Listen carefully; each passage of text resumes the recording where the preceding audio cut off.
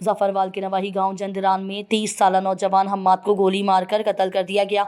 हमारे bureau chief Sialkot Nauman Chaudhary की report के मुताबिक मकतूल की लाश रेस्क्यू ऑफ 1122 के जरिए THQ अस्पताल जफरवाल मुंतकिल की गई।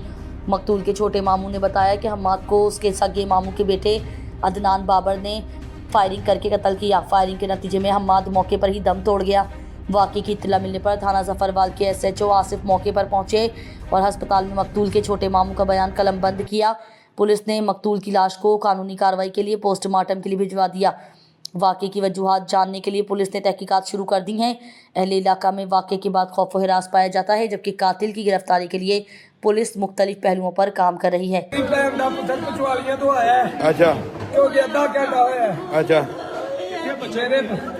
मेरे भरा का मुंडा धमथलो डॉक्टर बाबर का मुंडा अदनान बाबर आया है। अच्छा भाई उन्हें आन के गोलियां मार छड़िया मेरे भैन के पुत्र नूं।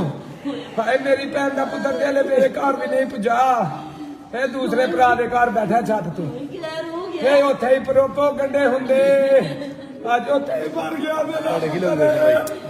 अज पुत्र उथे पुत्र 30 साल पहले जंगलानी च होया। अज जंगलानी मर गया। अज शेर अपने ने मार चढ़िया कहे गए नहीं मारिया।